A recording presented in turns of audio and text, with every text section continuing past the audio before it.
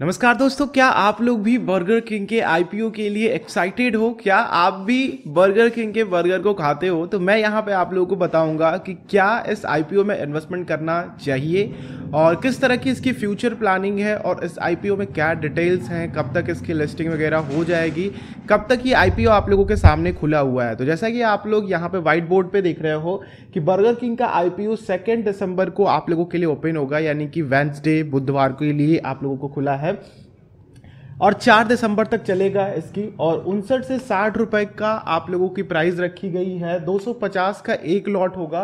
साथ ही आप लोग इसमें मैक्सिमम लॉट के लिए जो 13 लॉट के लिए अप्लाई कर सकते हैं, जो कि 3250 शेयर्स के लिए होंगे। ठीक है, तो ये एक छोटे से डिटेल है जो आप लोग देख सकते हैं।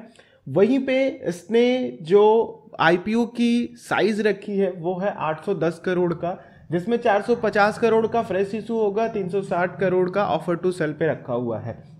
वहीं पे दोस्तों, अगर हम लोग इसके प्रॉफिट की बात करते हैं तो हमें पता होना चाहिए कि भैया बर्गर किंग किस तरह से काम कर रहा है और हमें इसके रेवेन्यू फोरकास्ट पे नज़र डालनी पड़ेगी। तो रेवेन्यू फोरकास्ट दोस्तों इसका ये है 2018-19 और मार्च 2020, जब मार्केट काफ़ी डाउन था, पूरी तरीके से लॉकडाउन था, उसको भी हमने देखा है, और सितंबर 2020 उसको भी हमने लिखा हुआ है।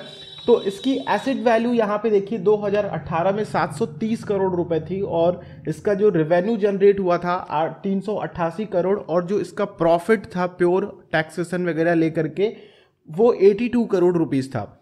2019 मार्च को अगर आप लोग देखते हैं तो 920 करोड़ यानी कि 920 करोड़ रुपए का एसेट था। 644 करोड़ का इनका रेवेन्यू जनरेट हुआ था और 38 करोड़ का इनको प्रॉफिट हुआ था। तो यहाँ पे अगर यहाँ से और यहाँ पे कंपैरिजन करते हैं प्रॉफिट में तो कमी आई थी। मार्च 2020 को अगर आप लोग देखते हैं दोस्तों तो 1197 करोड़ का एसेट था, 846 करोड़ रुपए का रेवेन्यू जनरेट किया था इन्होंने, और 76 करोड़ का इनको प्रॉफिट हुआ था आफ्टर टैक्सेशन। सितंबर 2020 का जो डेटा निकल करके आया है उसके अकॉर्डिंग दोस्तों इनका जो एसेट है 1177 करोड़, 151 करोड़ का इन्होंने रेवेन्यू जनरेट करा और 118 करोड़ रुपए का प्रॉफिट हुआ। अगर आप लोग 2019 और 20 को कंपेयर करते हो दोस्तों तो आप लोगों के सामने प्रॉफिट फोरकास्टिंग क्लियर है। तो बेसिकली ये चीज़ें हैं जो आप लोगों को देखना है, और कंपनी ने ये भी कहा है जो आईपीओ का मेन रीज़न है इनके लॉन्च करने का वो है 700 स्टोर। जो अभी स्टोर है इनके पास ऑलमोस्ट 216 बर्गर किंग के रेस्टोरेंट हैं और 8 सब फ्रेंचाइजीज में इनके रेस्टोरेंट है। ठीक है, तो इनको ये 700 और खोलने हैं 2026 तक, यानी कि 6 साल का जो प्लान है इनका 700 रेस्टोरेंट और खोलने का, 700 बर्गर किंग के आउटलेट और खोलने के। तो ये है आईपीओ की डिटेल। अब हम लोग बात करते हैं कि क्या हमें इसमें इन्वेस्टमेंट करना चाहिए या फिर लिस्टिंग का वेट करना चाहिए। देखिए दोस्तों, अगर मैं एक पर्सनली बात करूं तो मैं बर्गर किंग का एक लॉयल कस्टमर हूं, लेकिन लॉयलिटी सब कुछ नहीं होती है। हमें उनके प्रॉफिट्स को देखना पड़ेगा, हमें उनके मैनेजमेंट टीम्स को देखना पड़ेगा, हमें और कंपनीज को देखना पड़ेगा जो फास्ट फूड या फिर क्विक सर्विस वाले पे काम करती हैं। तो देखिए दोस्तों, अगर आप लोग इसके मेन कंपटीशन की बात करते हो तो बर्गर किंग का मेन कंपटीशन क्या है? रेडी पटरी पे जो लोग ठेला लगा करके बर्गर बेचते हैं, ठीक है, वो कंपटीशन ज़्यादा है। अगर आप लोग इसके आईपीओ में इन्वेस्ट करते हैं तो कहीं ना कहीं आप लोग ये सोचेंगे कि चलो भैया हम अपनी कंपनी के बर्गर को खाते हैं, क्योंकि कहीं ना कहीं आप लोग कंपनी के छोटे हिस्से के मालिक बन जाते हो जब आप लोगों को आईपीओ में शेयर्स को अलॉट कर दिया जाता है। तो ये एक सेकंड कस्टमर लॉयल्टी होगी। दूसरी फर्स्ट प्रायोरिटी वाली जो लॉयल्टी होती है दोस्तों, कि जब भी मैं अगर बर्गर के लिए निकलता हूं तो मैं सोचता हूं कि मुझे बर्गर किंग का आउटलेट कहीं दिख जाए और वहां मैं बर्गर को खा लूं। ठीक है, तो ये एक कस्टमर लॉयल्टी है जो कि इनके साथ काफी पहले से चली आ रही है। तो एक रीजन है जो कि इसके रिवेन्यू को फ्यूचर में भी इंक्रीज करेगा। दूसरा दोस्तों ये है कि इनके पास काफी अच्छी मैनेजमेंट टीम है, और जितने भी इन्होंने जो भी आईपीओ से पैसा इकट्ठा करेंगे उन पैसों से सबसे पहले तो ये अपना जो भी नए आउटलेट खोले हैं और जो भी बैंक से लोन लिए गए हैं उनको पहले वो चुकाएंगे। तो एक तरीके से इस आईपीओ से ये डेट फ्री हो जाएंगे तो एक सही तरीका होता है अपने पूरे कर्ज को खत्म करने का और साथ ही एक अच्छी बैलेंस शीट लेकर के आने का। तो ये एक प्लस पॉइंट है कि आप लोगों की ये कंपनी डेट फ्री हो जाएगी। प्लस इसके जो फ्यूचर प्लान है 2026 तक 700 और आउटलेट खोलने के। ऐसे बहुत सारी कंपनीज है, जैसे कि हम लोग काफी सक्सेसफुल आईपीओ की बात करते हैं जुबिलेंट फूड की, और अभी तक की 2010 में जुबिलेंट फूड आया था। ऑलमोस्ट उसकी आईपीओ का जो प्राइस था एक शेयर का ऑलमोस्ट 135 कुछ आसपास था, ठीक है, 125-35 के आसपास था, मुझे एग्जैक्ट नहीं याद है, आप लोग नीचे कमेंट करके बताइएगा मुझे।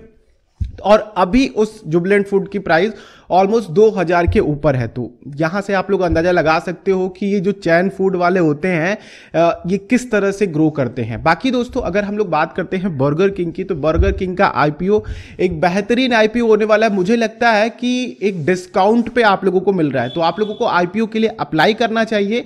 बाकी मैं 2 तरीके से इन्वेस्टमेंट करूंगा इसमें।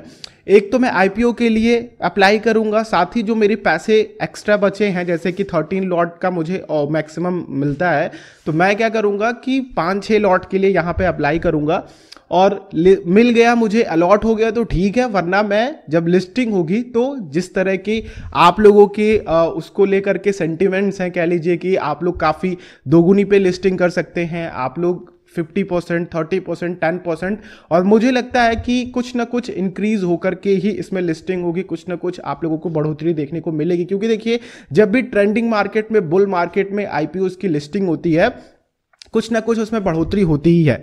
तो आप लोग आईपीओ के लिए अप्लाई कर सकते हैं। अच्छा आईपीओ है, कंपनी का फ्यूचर मुझे काफ़ी अच्छा दिखता है, इसकी मैनेजमेंट टीम काफ़ी अच्छी है। बाकी और भी फंडामेंटल चीज़ें हैं, आप लोग बाहर के आउटलेट्स पे कंपेयर कर सकते हो, और इंडिया का जो कवरेज है वो कह लीजिए कि एक डिसेंट अमाउंट पे जब आप लोगों को बर्गर मिल जाता है एक अच्छी क्वालिटी का, खास करके इस समय की अगर हम लोग बात करते हैं पैंडेमिक के बाद के सिचुएशन की, तो लोग हेल्थ कॉन्शियस ज़्यादा हो गए हैं। तो आने वाले 1-1.5 साल में इनको थोड़ा सा और स्ट्रगल करना पड़ सकता है, क्योंकि लोग थोड़ा हेल्थ कॉन्शियस हो गए, बाहर के खानों को खाना कम कर रहे हैं। तो ये चीज़ें थोड़ी बहुत इनके रिवेन्यू पे असर डालेंगी कुछ महीने तक या फिर 1 साल तक। मेरे ख्याल से ये आईपीओ आप लोगों को ले लेना चाहिए और इसमें इन्वेस्टमेंट बनाना चाहिए। और अगर आप लोग इस आईपीओ के लिए अप्लाई करना चाहते हैं तो डिस्क्रिप्शन को चेक कर लीजिए, अभी तक आपने डीमेट नहीं क्रिएट करा है तो वहां से जाकर के आप लोग अपने आईपीओ के लिए अप्लाई कर सकते हैं। मैंने आप लोगों को चैनल पर भी बताया है कि किस तरह से आईपीओ के लिए आप लोग अप्लाई कर सकते हैं। तो आई होप दोस्तों ये एक छोटा सा जो रिव्यू था आप लोगों को एक क्लियर ओवरव्यू दे सकेगा, और मुझे लगता है कि लिस्टिंग इसकी अच्छी होने वाली है। वीडियो अच्छी लगी तो लाइक कीजिएगा, दूसरों के साथ शेयर कीजिएगा। आप लोगों का क्या पॉइंट ऑफ व्यू है इसको लेकर के नीचे कमेंट करके बताइएगा।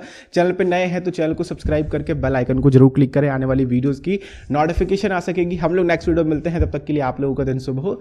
जय हिंद।